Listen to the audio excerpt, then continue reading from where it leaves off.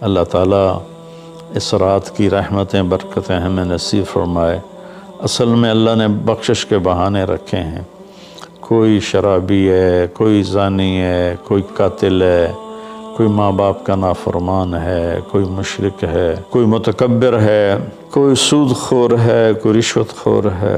ایک دفعہ آج کہہ دے، کل کی رات ہے کہہ دے گا کہ یا اللہ میری توبہ، تو اللہ کی قسم اگر اس کے گناہ زمین سے لے کر آسمان کی چھت تک بھی ہوں گے نا، تو ایک آدھے بول پر یا اللہ معاف کر، اللہ سارے معاف فرما دے۔ اس وقت پاکستان 15 شعبان کے مختلف نام علماء نے رکھے ہیں: شب برات، شب مغفرت، شب رحمت، شب برکت۔ حدیث پاک میں اس کا کوئی نام نہیں ہے۔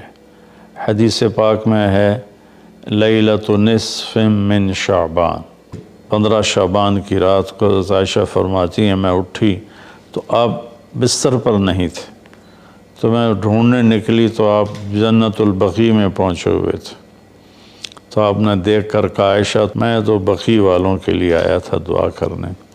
پھر آپ نے فرمایا آج کی رات وہ رات ہے جس میں اللہ تبارک و تعالی بنو کلب ایک قبیلہ ہے جن کے پاس بھیڑ بکریاں بہت زیادہ تھیں، کہا عائشہ جتنی بنو کلب کی بھیڑ بکریوں کے جسم پر بال ہیں ان بالوں کی تعداد کے برابر اللہ تعالیٰ اپنے بندوں کو مغفرت فرماتا ہے، جہنم سے خلاصی فرماتا ہے۔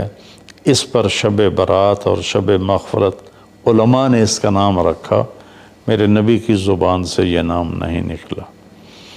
تو اس کی یہ فضیلت ہے کہ اس میں اللہ تعالیٰ کی طرف سے بخشش کا نزول ہوتا ہے۔ باقی یہ جو کہتے ہیں کہ اس میں فرشتہ اترتا ہے اور سارے سال کا بجٹ بتاتا ہے اور سارے سال کے واقعات، یہ کسی حدیث میں میری نظر سے نہیں گزرا۔ سورہ دخان میں فیہا یفرق کل امر حکیم کا جو آیت آتی ہے تو اس سے پہلے کی آیت شب برات کی نفی کرتی ہے، انا انزلناہ فی لیلۃ مبارکۃ، کہ ہم نے اس سے مبارک رات میں اتارا قرآن پاک۔ تو قرآن پاک تو لیلۃ القدر میں اترا ہے، تو اگر کوئی کسی قسم کے اعلانات ہوتے ہیں تو پھر شب قدر میں ہوتے ہیں، اس رات میں نہیں ہوتے۔ دوسرا یہ ہے کہ اس کے روزے اور بندگی کے بارے میں، شب قدر کی اللہ کے واسطے میری بات دھیان سے سنو، اللہ کی قسم کوئی خاص عبادت میرے نبی نے نہیں بتائی، لیلۃ القدر کی کوئی خاص عبادت میرے نبی نے نہیں فرمائی۔ حضرت عائشہ رضی اللہ عنہ نے پوچھا یا رسول اللہ اگر مجھے لیلۃ القدر نصیب ہو تو میں کیا کروں؟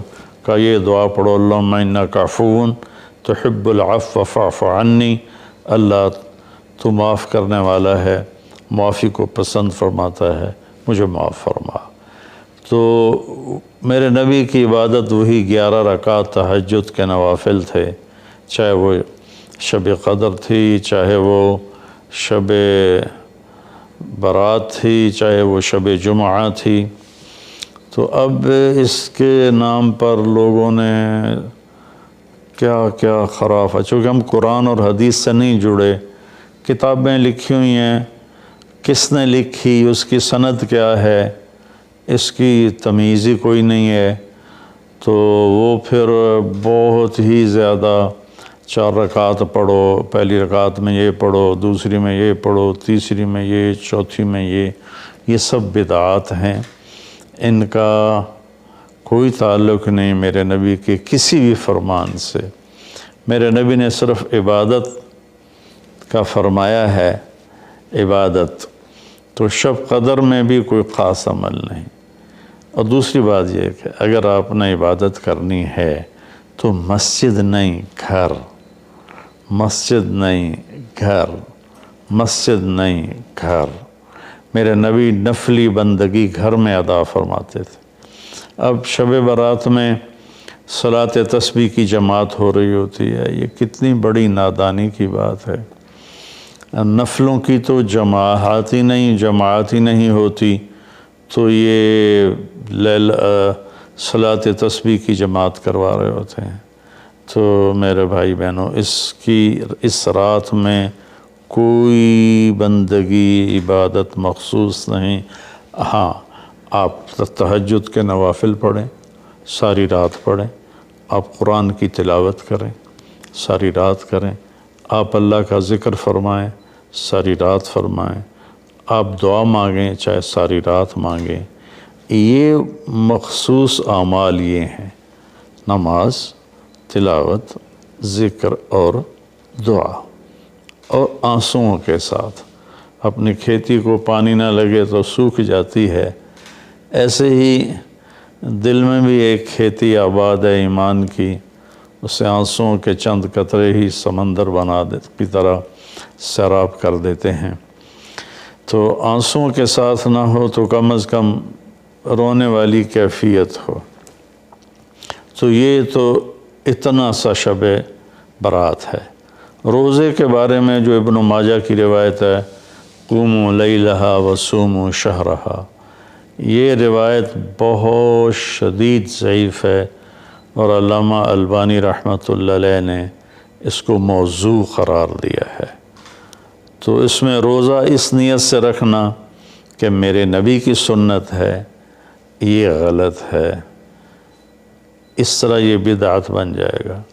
کوئی ویسے نفلی روزہ اس رات میں رکھنا چاہتا ہے مستحب سمجھ کے، نفل سمجھ کے، وہ میرے خیال میں اس میں کوئی قباحت نہیں ہے، لیکن سنت سمجھ کے اگر وہ رکھنا چاہتا ہے تو یہ بات صحیح نہیں ہے، چونکہ روزے والی روایت بالکل قابل اعتبار، قابل حجت نہیں ہے۔ اس میں تمام محدثین کا اتفاق ہے کہ یہ روایت شدید ضعیف ہے، اور شدید ضعیف سے استدلال نہیں ہوتا، اس کو حجت نہیں بنایا جاتا۔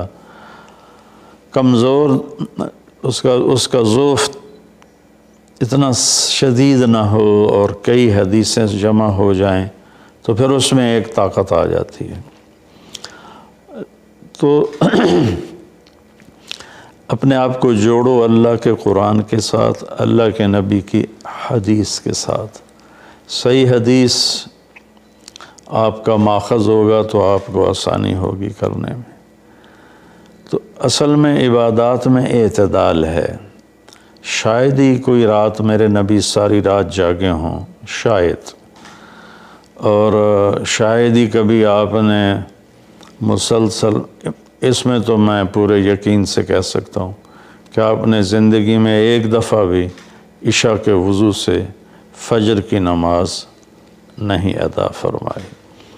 بعد میں ایک رہبانیت کا ٹچ آیا کہ بندگی میں بہت زیادہ زیادتی اور اپنے نفس کشی میں راہبوں جیسی تھوڑی تھوڑی جھلک۔ نبی کی زندگی پڑھو، آپ کو پتہ چلے گا زندگی ہے کیا۔ قرآن پڑھو، آپ کو پتہ چلے گا اللہ چاہتا کیا ہے۔ اللہ تعالیٰ اس رات کی رحمتیں برکتیں ہمیں نصیب فرمائے۔ اصل میں اللہ نے بخشش کے بہانے رکھے ہیں۔ کوئی شرابی ہے، کوئی زانی ہے، کوئی قاتل ہے، کوئی ماں باپ کا نافرمان ہے، کوئی مشرک ہے، کوئی متکبر ہے، کوئی سود خور ہے، کوئی رشوت خور ہے۔ ایک دفعہ آج کہہ دے، کل کی رات ہے کہہ دے گا کہ یا اللہ میری توبہ، تو اللہ کی قسم اگر اس کے گناہ زمین سے لے کر آسمان کی چھت تک بھی ہوں گے نا، تو ایک آدھے بول پر یا اللہ معاف کر، اللہ سارے معاف فرما دے۔ سبحان اللہ۔ آگے جملہ بڑا خوبصورت ہے، وَلَا بَالِ، اس میں تکبر ہے، وَلَا بَالِ، ہمیں کسی چیز کی کوئی پرواہ نہیں۔ تو کسی نافرمان کو حقیر نہ جانو، اور کبھی اپنی نیکی پہ تکبر نہ کرو۔ اور ایک جرم اور بھی ہے جو میں کہتے 30 سال ہو گئے، فرقہ واریت سے توبہ کرو۔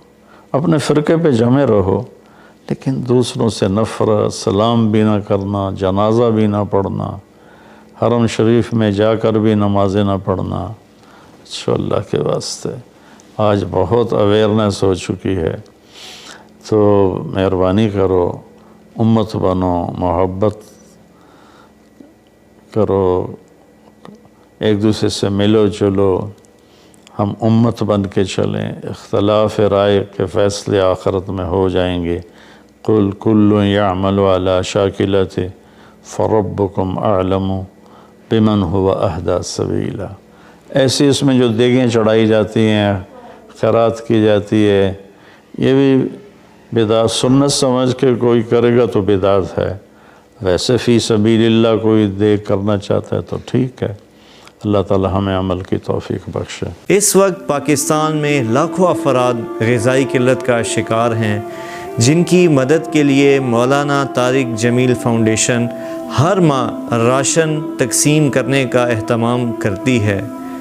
تو آپ سے گزارش ہے کہ آپ اس ماہ رمضان میں اپنی زکوٰۃ، خیرات اور صدقات MTJ فاؤنڈیشن کو دیں اور لاکھوں لوگوں کی بھوک کو مٹانے کا ذریعہ بنیں۔